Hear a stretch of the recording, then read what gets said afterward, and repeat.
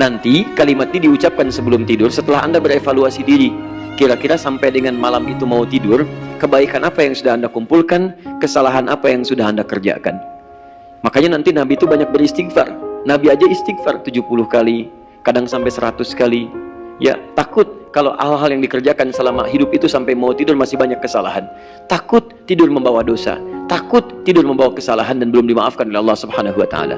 Nanti beristighfar, tapi berjanji kalau meninggal mudah-mudahan diampuni dosa sehingga tenang meninggalnya. Kalau hidup lagi berjanji akan menyempurnakan kesalahan dengan diperbaiki kalau hidup lagi keesokan harinya.